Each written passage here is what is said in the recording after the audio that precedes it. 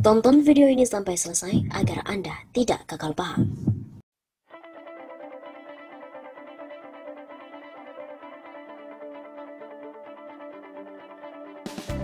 Persoalannya sekarang kita ngomong sama pemerintah, tidak akan didengar.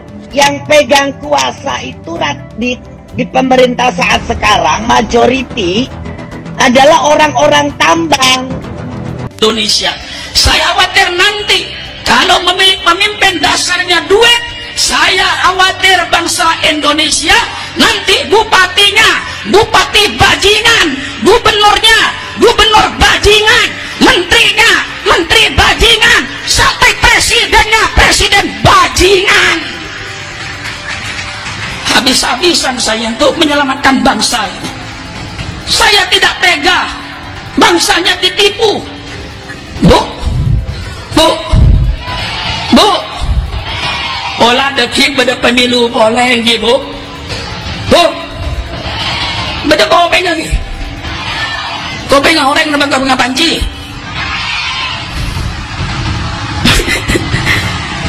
Mendaki pada pemilu boleh lagi, Bu. Olah pada partai si aki bagi sembako, pada partai si aki bagi pese, kalah pesena, kalah sembako nah. Partai aja pele makle kapok nipu rakyat.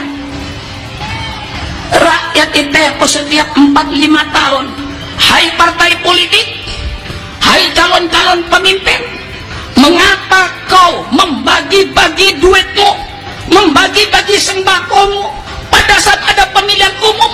Itu artinya penyuapan besar-besaran terhadap rakyat. Hai pemimpin bangsa, kalau kau jadi pemimpin dengan cara menyuap rakyat, rakyat yang disuap, maka hasilnya nanti akan wujudkan pemimpin-pemimpin rampok dan pemimpin-pemimpin maling. Yang kira pemutan, bener pidato gue lagi, bener lagi, mau bener torok lagi, pele secocok ke Ateneng lagi, membeda calon bupati PLS cocok ke Athena, abri pes abri sembako lah kalah so sampian gini orangnya cok pele ngidin kau pegang membeda nuntut pulang dari Presiden Jokowi melakukan sesuatu tindak pidana, tapi lebih kepada pendapat Rocky Gerung atas Presiden Jokowi, atas kedudukan Presiden Jokowi sebagai pejabat publik.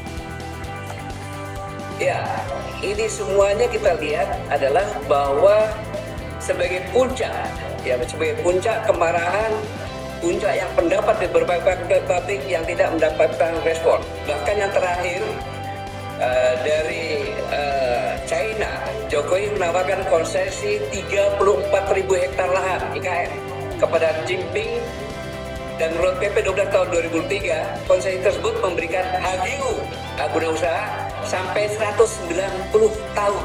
Kolonial hanya 75.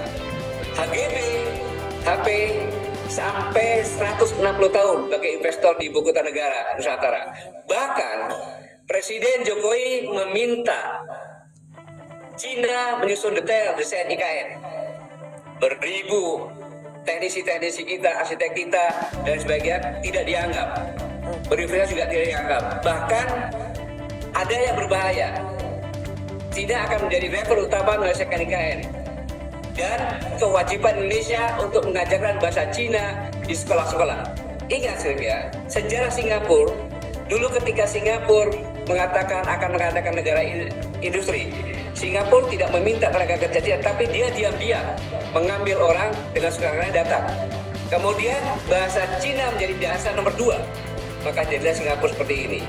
Itu tidak ada hubungan diplomasi waktu itu Singapura dengan China. Sekarang kita punya hubungan diplomasi. Ini sangat-sangat amat berbahaya. Kalau orang yang berkelanjang ngerti pasti marah. Hanya mungkin Rocky saja yang bisa marah dan tidak mengendalikan marah dengan diksi yang seperti itu. Kemudian bahkan ada kerjasama membangun pusat penelitian dan pengembangan antara Indonesia dengan China. Penelitian itu adalah negara yang punya rahasia.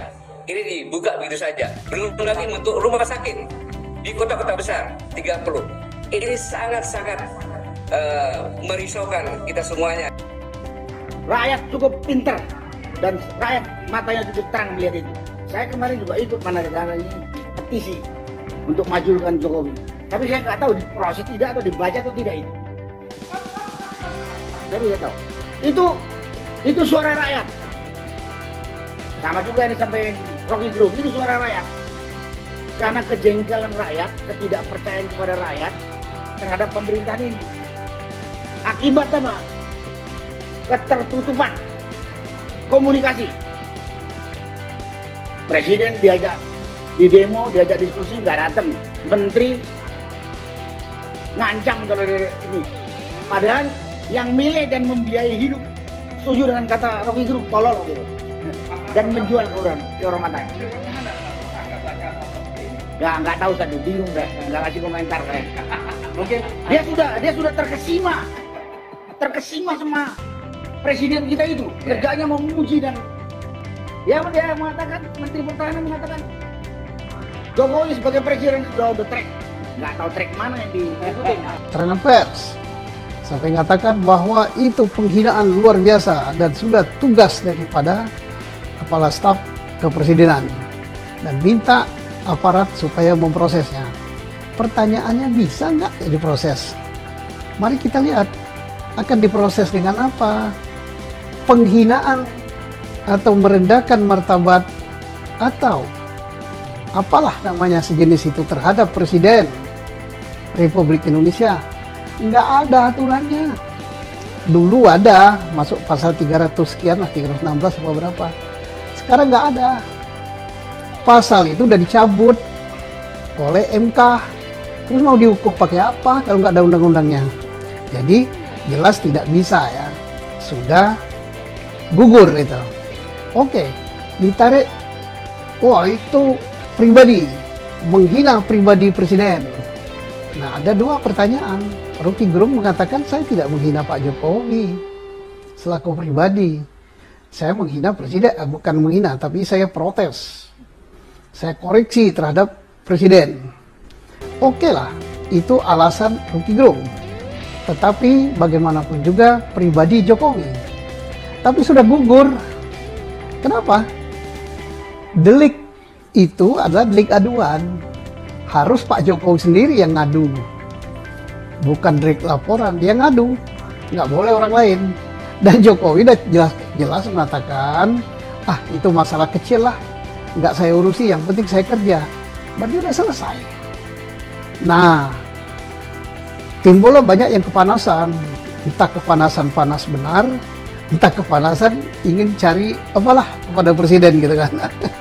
Tapi jelas tidak bisa dihukum lah gitu kan. Tapi ada juga yang, bisa dihukum, itu sudah meresahkan, sudah begini. Itu kan tafsir. Hukum itu nggak bisa main tafsir gitu. Nanti dikira kriminalisasi. Tapi ada juga yang nggak puas. Kan bisa dijerat dengan undang-undang ITE. Itu kan undang-undang keranjang sampah.